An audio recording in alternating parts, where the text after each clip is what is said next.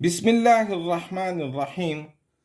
Dear students, in this lecture we will solve question number 1 to 5, exercise 7.2, chapter number 7 of ninth class mathematics book.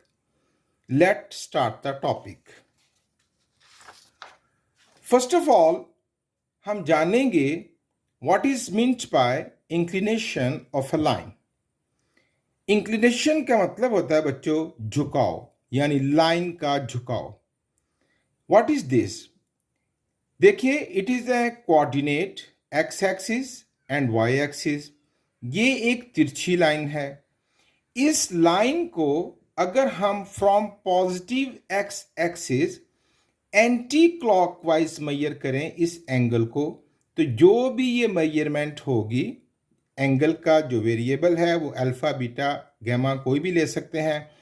तो हमने theta भी ले सकते हैं, हमने अल्फा लिया लेट. तो इस एंगल की जो मेजरमेंट है it is known as inclination of the line. ये जितने डिग्री का भी होगा, या 20 डिग्री, 30 डिग्री, 40 डिग्री, ये इस लाइन का झुकाव होगा. याद रहे, एक तो हमने फ्रॉम पॉजिटिव एक्स एक्सिस इसको स्टार्ट करना है. दूसरा, एंटी क्लॉकवाइज हमने यानी क्लॉकवाइज, इधर से मेजरमेंट नहीं करनी, एंटी क्लॉकवाइज हम इसको मेजर करेंगे. दूसरा, ये जो इंक्लिनेशन ऑफ लाइन होता है ये एंगल 0 से बड़ा और 180 डिग्री से छोटा होता है. तो चलिए इसको लिखते हैं.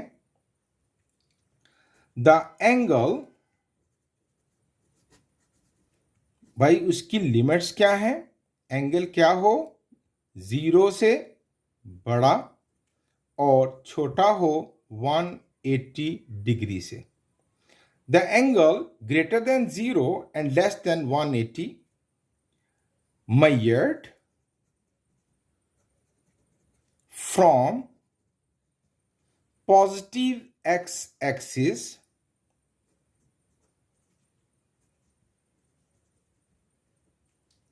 और तीसरी शर्त क्या है कि वो क्या हो? Anti clockwise.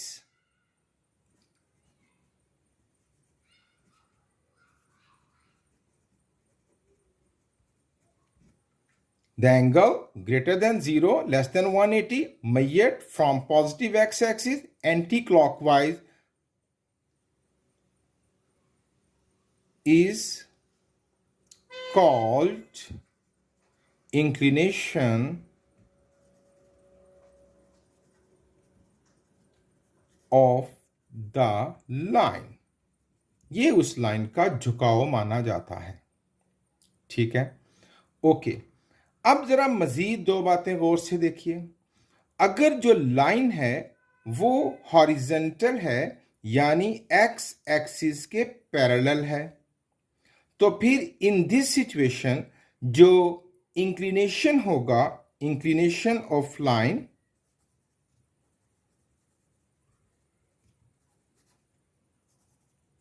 यानी एंगल थीटा, सॉरी अल्फा, जो भी वेरिएबल आप पुट कर लें, इज इक्वल टू 0 डिग्री. तो फिर जो इंक्लिनेशन होगा, झुकाव होगा उसका, वो 0 डिग्री होगा. फिर अगर लाइन वाई एक्सिस के पैरेलल है यानी वर्टिकल है, then inclination of line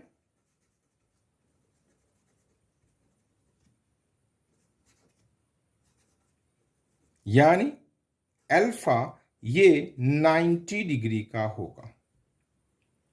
okay, ये था inclination of a line. Line का झुकाव उस एंगल को कहते हैं जो पॉजिटिव एक्स एक्सिस से मेजर किया जाए, एंटी क्लॉकवाइज हो और उसकी जो मेजरमेंट है वो 0 और 180 के डिग्री के दरमियान हो. यानी हम ये भी कह सकते हैं कि ये जो एंगल है ये नेगेटिव नहीं हो सकता.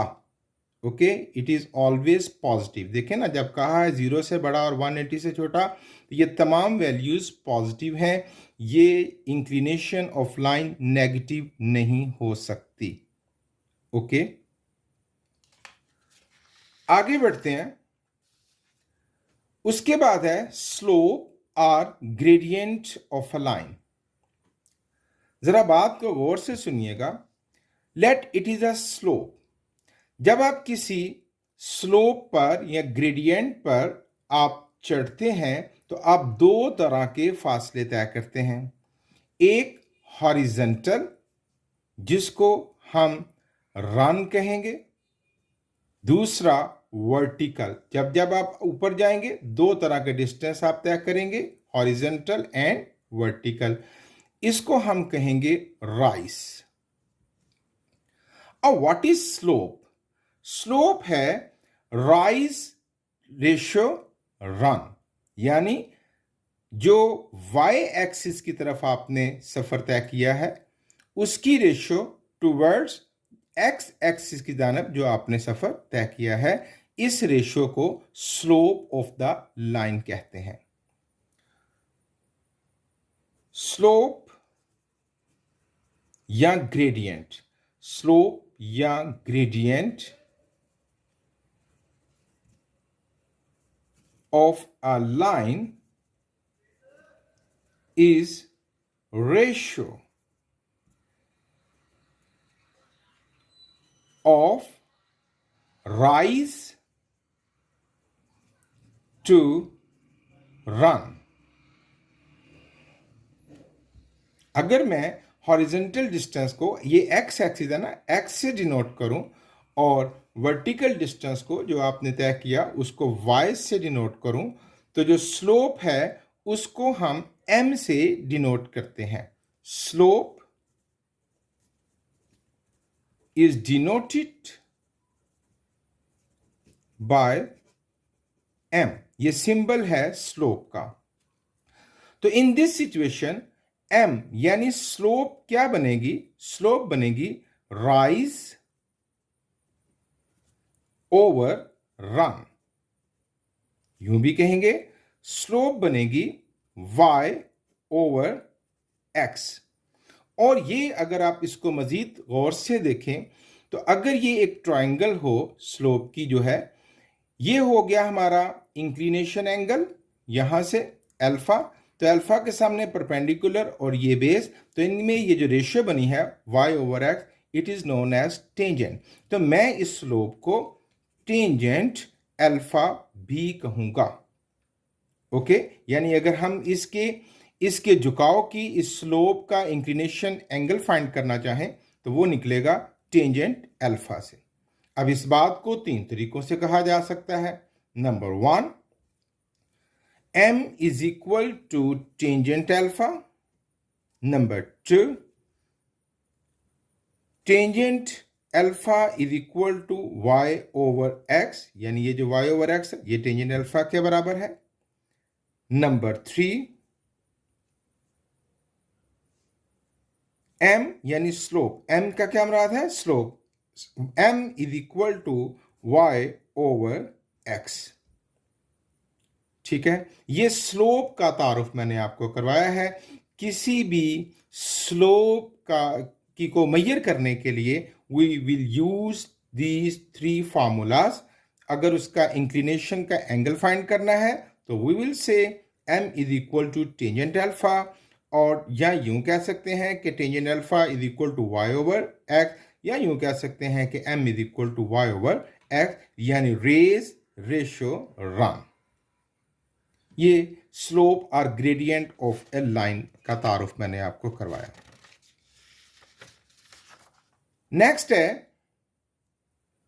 स्लोप और gradient of a line joining 2 points. ये देखिए मैंने आपके सामने एक एग्जांपल रखी है। It is the coordinate. ये एक तिरछी लाइन है, ये एक स्लोप है। ओके, ये स्लोप 2 पॉइंट से गुजर रहा है, P और Q, है ना, P एंड Q। P के कोऑर्डिनेट्स हैं x1 y1 और Q के कोऑर्डिनेट्स हैं x2 y2। अब जब मुझे इस लाइन का जो 2 पॉइंट से गुजर रही है इसका स्लोप या ग्रेडियंट फाइंड करना है तो फॉर्मूला ये होगा, it is the symbol of slope m, that is y2 minus y1 over x2 minus x1। Quite easy. Okay, और इसी तरह हम इसको क्या कहेंगे, is equal to tangent alpha, अगर हमें इसका इंक्लिनेशन भी फाइंड करना है तो। ओके, यहां पर याद रहे आप यूं भी कह सकते हैं y1 minus y2 over x1 minus x2। जो ऑर्डर आप ऊपर रखेंगे वही ऑर्डर नीचे रखेंगे। ये नहीं हो सकता कि ऊपर तो y2 माइनस वन है और नीचे x1 माइनस y2 हो, ऐसा नहीं। जो ऑर्डर ऊपर है वही नीचे रखेंगे। Okay, is equal to tangent alpha. ये उस लाइन का स्लोप मालूम करने का फार्मूला है जो 2 पॉइंट से गुजर रही है। ठीक है, अब यहां कुछ और बातें भी आप गौर से सुने और जहन नशीन कर लें। अगर तो लाइन एक्स एक्सिस के पैरेलल है, इफ लाइन यानी एल, ये जो लाइन जिसका नाम क्या है l, if l is parallel, ये पैरेलल का, ये दो लाइंस हैं, पैरेलल का सिंबल है। If line l is parallel to x axis, यानी लाइन हॉरिजेंटल है, तो फिर जो उसका इंक्लिनेशन एंगल होगा, ये जो एंगल होगा ये होगा 0 डिग्री। इसका स्लोप जो होगा वो कितना होगा बच्चों, 0 डिग्री। ओके, फिर अगर जो लाइन है वो पैरेलल है y एक्सिस के और x के ऊपर परपेंडिकुलर है, ये देखिए l लाइन जो है, if l is parallel to y axis, या यूं कह लें इफ लाइन इज वर्टिकल, और इसकी दफा कह लें if line is horizontal. If line is parallel to y axis, तो तब जो स्लोप होगा दैट इज, एंगल जो होगा वो होगा 90 डिग्री। ओके, फिर तीसरी बात, तीसरी नहीं बल्कि चौथी बात, बल्कि यहां पर एक बात मिस होगी, पहले वो गौर से सुन लीजिए। दैट इज, ये देखिए, if line l is parallel to x axis, तो भाई फिर उसका जो स्लोप होगा यानी m वो 0 होगा, बिकॉज जो एंगल है इंक्लिनेशन का वो 0 है। और अगर आप चेक करें कि टेंजेंट 0 की वैल्यू, तो that is 0। Okay, tangent of 0 degree, तो दैट इज 0, तो फिर स्लोप क्या हो गया हमारे पास, 0। अब अगर लाइन जो है वो पैरेलल टू y एक्सिस है, तो इंक्लिनेशन एंगल कितना हो गया, 90। तो इसमें जो स्लोप होगा वो होगा बच्चों अनडिफाइंड। अनडिफाइंड, ये बहुत अहम बात जो मिस होने जा रही थी वो हमने पढ़ ली। फिर स्लोप होगा अनडिफाइंड, बिकॉज अगर आप टेंजेंट 90 की वैल्यू देखें तो दैट इज अनडिफाइंड। ओके, चौथी बात, अगर कोई 3 पॉइंट्स हमें दिए गए हैं ए बी एंड सी, और मैं ए बी का स्लोप फाइंड करता हूं, स्लोप ऑफ ए बी,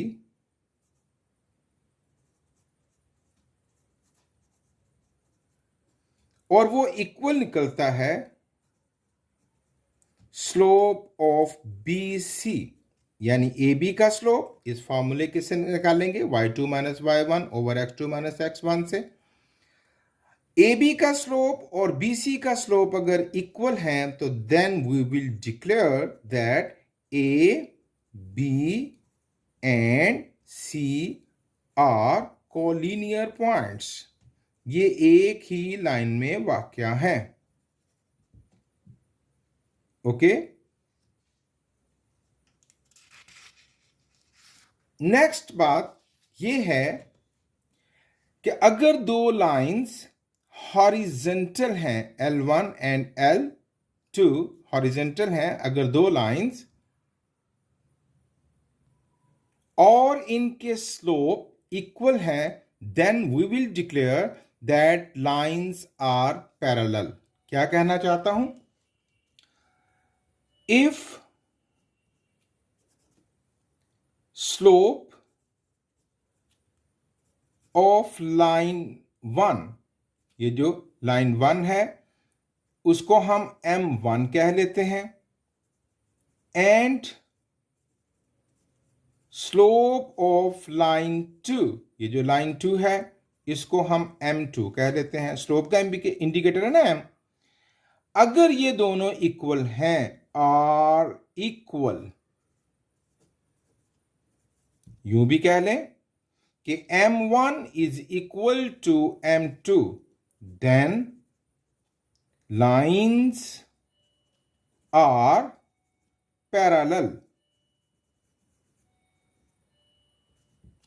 इस बात को समझिएगा गौर से कि अगर दो लाइंस के हम स्लोप निकालें और उनकी वैल्यूज आपस में इक्वल हो जाएं, then we will declare that the lines are parallel. आगे हमें एक्सरसाइज में सवाल मिलेंगे कि क्या ये लाइंस पैरेलल हैं, तो we will check it by this कि हम दोनों लाइंस के स्लोप निकालेंगे और अगर वो इक्वल हुए then we will say that the lines are parallel. अच्छा, अब अगर एक लाइन हॉरिजॉन्टल और एक वर्टिकल है लाइक दिस, तो अब हम कहेंगे इफ स्लोप, चलें ऐसा करते हैं, slope of line 1 is equal to M1, slope of line 2 is equal to M2 if product of their slopes, product of slopes M1 into M2, यानी लाइन 1 का स्लोप और लाइन 2 के स्लोप का जो प्रोडक्ट है अगर वो -1 के इक्वल हुआ, then we will declare then lines are perpendicular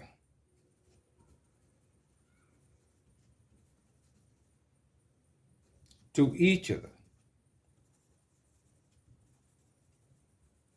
ये बातें दोहरा लेते हैं कि अगर दो लाइंस के स्लोप इक्वल हैं, slope of line 1 is equal to slope of line 2, then lines are parallel.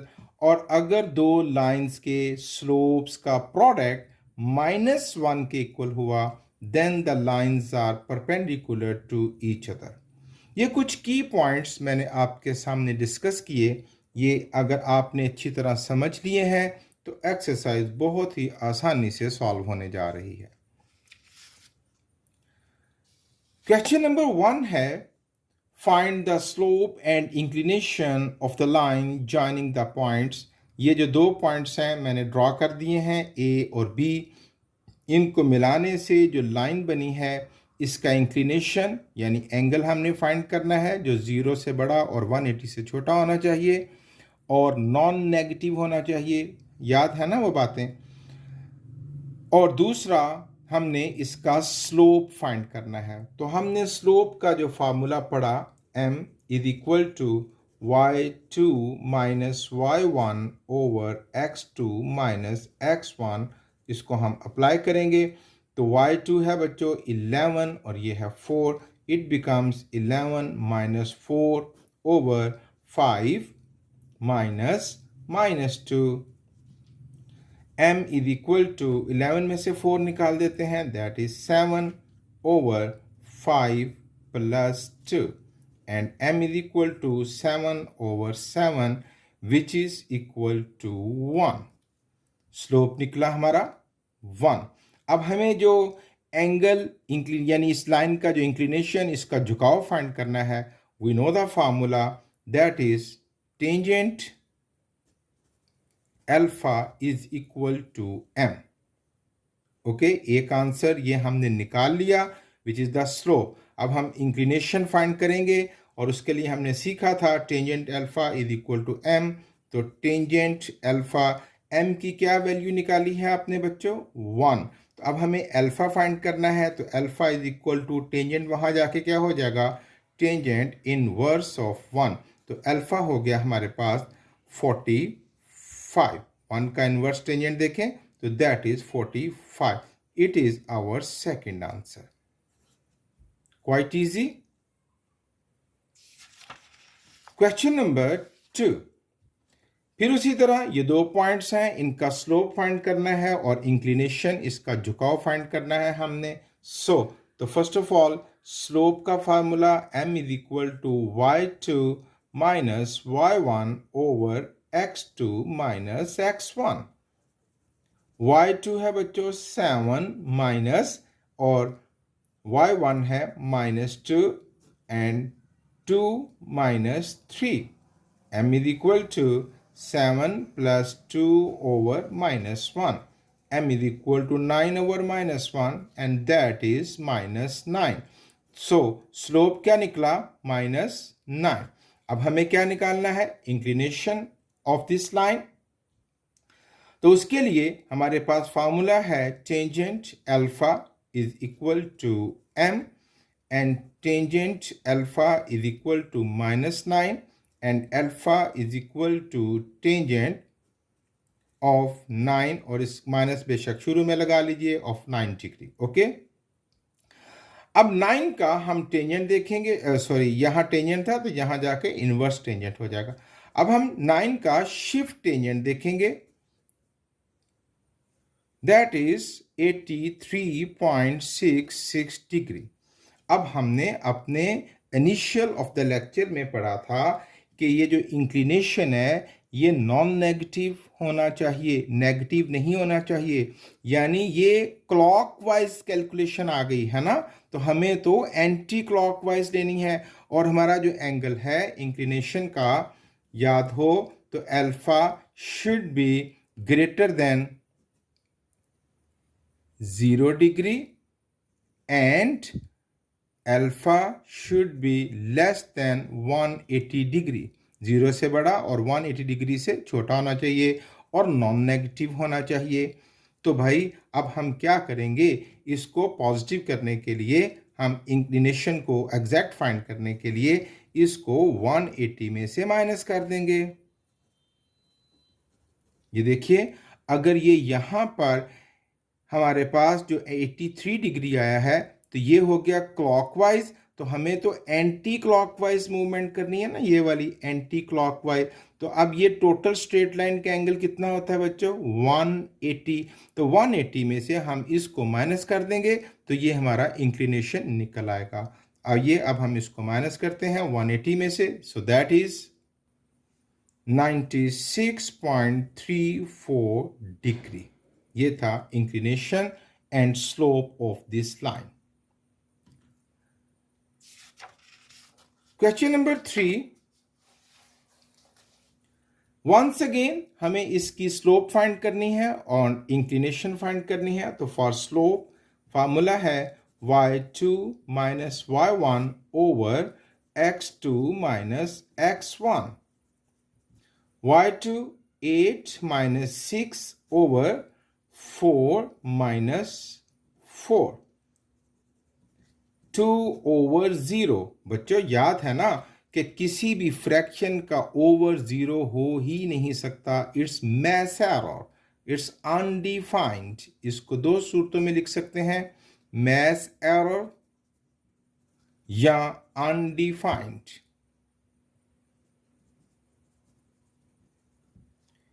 ये पॉसिबल नहीं। अब जब आपका स्लोप अनडिफाइंड है तो इंक्लिनेशन क्या होगा? एज, यहां लिख लेते हैं, as slope is undefined, therefore angle of inclination is of 90 degree. याद है हमने इनिशियल ऑफ द लेक्चर में कहा था कि अगर वर्टिकल लाइन है और उसका जो एंगल ऑफ इंक्लिनेशन है 90 है तो फिर उसका स्लोप अनडिफाइंड होगा, यानी m की वैल्यू नहीं निकाली जा सकती। उसी तरह अगर स्लोप अनडिफाइंड है तो एंगल ऑफ इंक्लिनेशन कितना होगा? 90 डिग्री। ये जो क्वेश्चन नंबर 1 के 3 पार्ट हमने किए हैं, इसमें हमने स्लोप की तीनों कैटेगरीज को बहुत अच्छे तरीके से समझ लिया। Question number 2, by means of slopes show that the falling point lies on the same line। तो हमने ये बात भी अपने स्टार्ट ऑफ लेक्चर में पढ़ी थी कि हम ए बी का स्लोप फाइंड करेंगे, फिर सॉरी, फिर बी सी का स्लोप फाइंड करेंगे। अगर स्लोप ऑफ ए बी और स्लोप ऑफ बी सी बराबर निकले, then we will declare that the points are collinear, यानी ये एक ही लाइन पर वाक़या है। तो पहले हम निकालते हैं स्लोप ऑफ ए बी, जिसको हम क्या कहेंगे, m1, that is x y2 minus y1 over x2 minus x1। तो y2 ए बी की बात हो रही है, तो 5 minus -3 over 1 minus -1, 5 plus 3 over 1 plus 1, it becomes 8 over 2 and 4। अब हम स्लोप निकालेंगे BC का। स्लोप ऑफ BC, जिसको हम M2 कहेंगे, तो अब ये हो गया x1 y1 और ये हो गया x2 y2। तो y2 minus y1 over x2 minus x1, which is the formula of slope। तो ये होगा 9 minus 5 over 2 minus 1। 9 minus 5 4 over 1, which is equal to 4। अब आप देखिए, as m1 is equal to m2, यानी ये दोनों स्लोप इक्वल हैं, so points are collinear।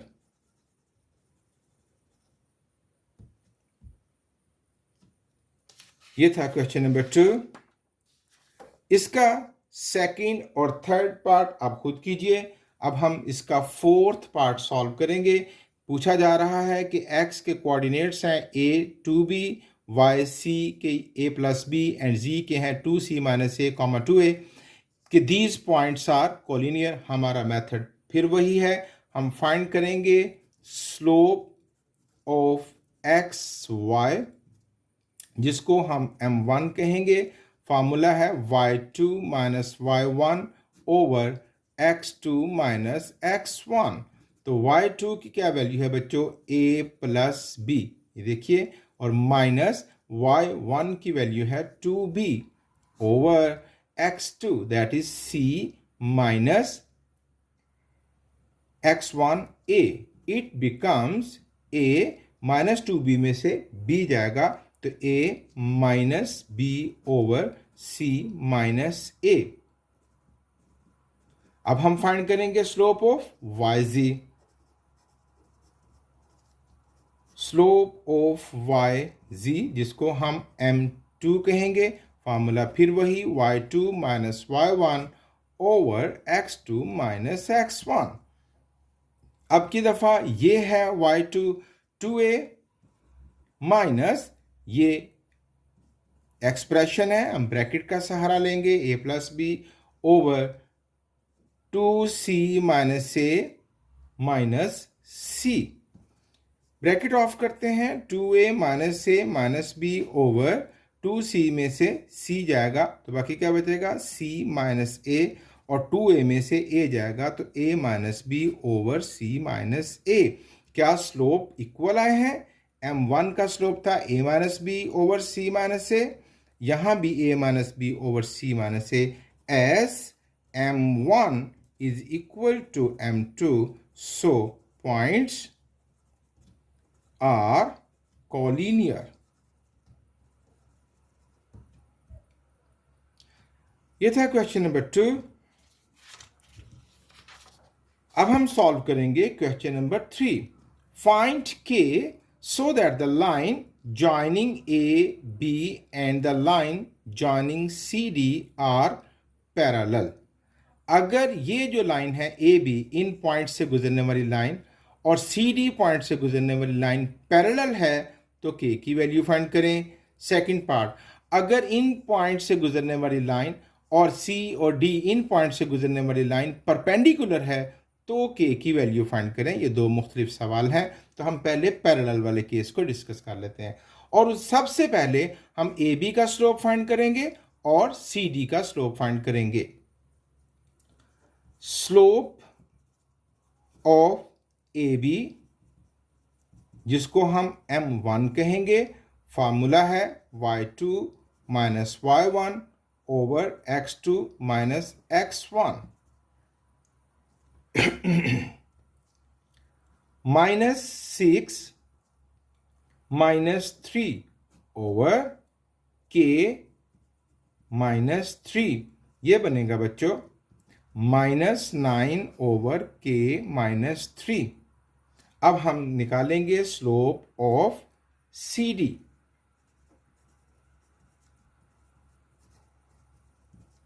जिसको M2 कहेंगे। That is y2 minus y1 over x2 minus x1। 4 minus 5 over minus 6 minus minus 4, minus 1 over minus 6 plus 4, minus 1 over minus 2 minus minus plus, और ये बन गया 1 over 2। अब दो conditions है हमारे पास, स्लोप हमने निकाल ली है ना ए बी का भी और सी डी का भी। अब अगर ये पैरेलल है तो पैरेलल कंडीशन कब होती है? जब दोनों स्लोप्स इक्वल हों, M1 एंड M2 इक्वल हो तो पैरेलल। अगर M1 का प्रोडक्ट M1 और M2 का प्रोडक्ट -1 हुआ तो परपेंडिकुलर। तो हम पहली कंडीशन को देखते हैं, when lines are parallel. When lines are, ये पहली बात, आर पैरेलल, तो भाई फिर होगा M1 is equal to M2। M1 की वैल्यू मैं देख के लिख देता हूं, -9 ओवर k माइनस 3, और M2 की वैल्यू है बच्चों 1 ओवर 2। अब यहां से हम k को फाइंड कर लेंगे, ये बहुत आसान है। क्रॉस मल्टीप्लीकेशन करेंगे, -9 से मल्टीप्लाई करेगा 2 और 1 से मल्टीप्लाई करेगा k माइनस 3। ये बनेगा -18 is equal to k minus 3 and k is equal to -18 plus 3 and k is equal to -15। ये वैल्यू होगी हमारे पास k की। कब? When lines are parallel. फिर k फाइंड करना है, दूसरी condition, when lines are perpendicular. तो अब की दफा अगर परपेंडिकुलर हैं तो पहले स्लोप और दूसरे स्लोप, पहली लाइन के स्लोप और दूसरे लाइन के स्लोप का प्रोडक्ट कितना होना चाहिए? -1, यानी M1 into M2 is equal to -1। तो M1 की वैल्यू यानी पहला जो स्लोप है that is -9 over k minus 3 into M2 की क्या वैल्यू है? 1 ओवर 2 इज इक्वल टू -1। इनको मल्टीप्लाई कर देते हैं, -9 over 2k minus 2 3 6 is equal to -1 over 1। ये वहां जाकर मल्टीप्लाई करेगा, ये cross multiplication, -9 into 1 and -1 into 2k minus 6, -9 is equal to -2k plus 6। 2k इधर ले आइए, 2k इज इक्वल टू 6 और -9 वहां जाके +9 and 2k is equal to 15 and therefore k is equal to 15 over 2। यहाँ एक बच्चों छोटी सी गलती हो गई। यहाँ पर देखिए x2 माइनस x1 की वैल्यू 7 थी, जो कि मैंने 3 लगा दी। तवज्जो से नहीं कर सके, आप तवज्जो से काम कीजिएगा। तो सो यहाँ पर वैल्यू आई k माइनस 7। ओके, अब यहाँ जब k माइनस 7 है तो अगली कैलकुलेशंस में भी हमें करेक्शंस करनी पड़ेगी। यहाँ 3 नहीं है, 7 है, यहाँ 7 है, 7 और -7 इधर आके +7 होगा और ये बनेगा -11। और इसी तरह यहाँ पर 7 है, 3 नहीं है। तो जब हम मल्टीप्लाई करेंगे तो ये बन जाएगा 2 7 14। यहाँ 14 आएगा ये छोटी सी गलती है बस, और यहाँ पर भी 14 आएगा, 14, और ये बनेगा बच्चों 23, और ये बन जाएगा 23/2। बाकी क्वेश्चन आपका सेम है। Okay, question number 4। Question number 4. Using slopes, show that the vertices A, B, C are of a right triangle. हम ये क्वेश्चन पिछली एक्सरसाइज में डिस्टेंस फार्मूले के साथ साबित कर चुके हैं कि कोई वर्टिसेस किसी राइट एंगल ट्राइंगल के हैं कि नहीं बाय पाइथागोरस थ्योरम। लेकिन अब हमें दोबारा ये सवाल मिला है, we will solve it using slopes. Slopes के फार्मूले को यूज करते हुए हम इसको वेरीफाई करेंगे। तो ज़रा बात को पहले थोड़ा सा समझ लेते हैं। Let it is a triangle, और अगर मैं पॉइंट्स की लोकेशन के लिहाज से एस्टिमेटेड करूं तो it should be the point C because it's negative -6 -7, and it should be the A जिसके पॉइंट्स क्या हैं 6 1, and it should be the B 2 7। ओके, अब हम इन तीन का स्लोप फाइंड करेंगे। किस किस का? ए बी, ए सी और बी सी का। अगर कोई से दो स्लोप्स का प्रोडक्ट, यानी अगर इस स्लोप का नाम मैं m1 रखूं, इसका m2 रखूं और इसका m3 रखूं, अगर कोई से दो स्लोप्स का प्रोडक्ट -1 निकल आया, यानी m1 इंटू m2 ये -1 हो जाए, या m1 इंटू m3 ये -1 हो जाए, या m2 इंटू m3 ये -1 हो गया, इन तीनों में से कोई एक सिचुएशन भी ट्रू हो गई, तो फिर हम ये दो लाइंस क्या कहलाएंगी? परपेंडिकुलर। और परपेंडिकुलर होते ही ये बात साबित हो जाएगी कि परपेंडिकुलर 90 डिग्री के एंगल पर होता है, तो हम डिक्लेयर कर देंगे yes these are vertices of a right triangle. So तो क्या करना है? हमें स्लोप फाइंड करने हैं। और अगर मैं जस्ट डायग्राम को कंसीडर करूं तो आई गेस ये दो स्लोप्स काफ़ी हैं, m1 एंड m2, लेकिन आप एहतियातन तीनों ही फाइंड कर लीजिएगा। Okay, so slope of A B हम फाइंड करते हैं। स्लोप ऑफ ए बी जिसको हम m1 कहेंगे, y2 माइनस y1 यानी 2 - 6 y2 sorry 7 - 1, be careful, 7 - 1 over x2 minus x1, so 2 - 6, it becomes 6 over -4, 2 3s are 2 2s are, ये बन गया -3/2। अब हम क्या फाइंड करेंगे? Slope of A C m2, that is y2 minus y1 यानी 1 minus -7 over x2 minus x1, 6 minus -6,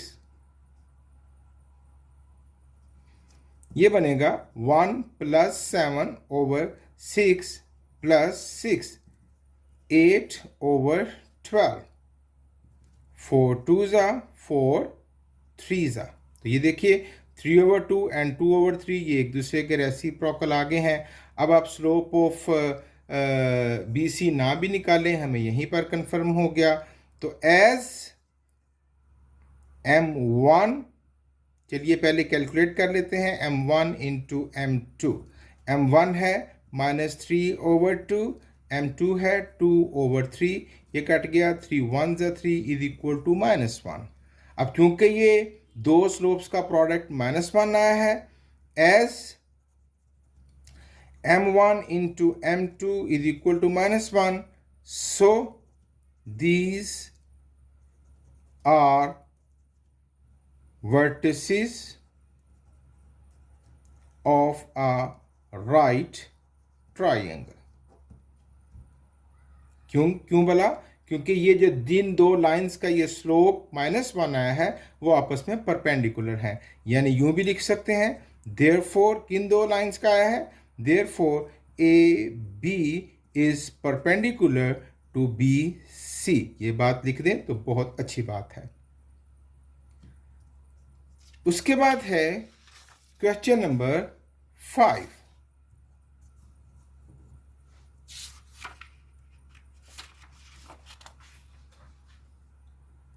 इसके दो पार्ट हैं, एक मैं करूंगा, एक आप खुद करेंगे। Two pairs of points are given. ये देखिए, एक पेयर ये है और एक पेयर ये है।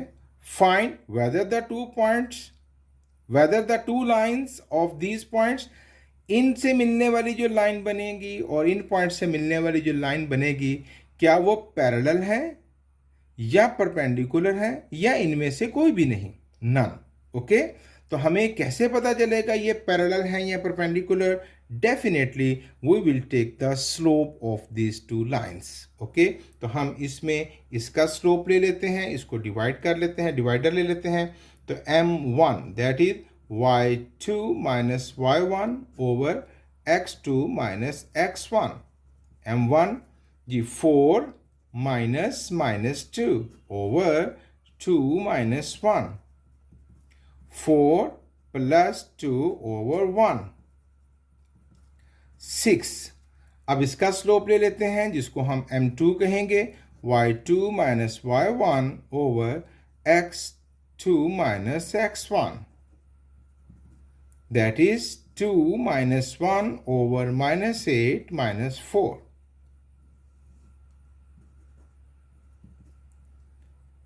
1 ओवर माइनस 12। अब देखिए, क्या ये दोनों स्लोप जो हैं वो आपस में इक्वल आए हैं? No, as m1 is not equal to m2, so lines are not parallel। अच्छा, अब इनका प्रोडक्ट देख लें। तो जब आप 6 को इससे मल्टीप्लाई करेंगे तो भी -1 नहीं आ रहा। अब as m1 into m2 is not equal to -1, so lines are not perpendicular। अगर प्रोडक्ट -1 होता तो हम कहते लाइन्स आर परपेंडिकुलर, अगर दोनों इक्वल होते तो हम कहते लाइन्स आर पैरेलल।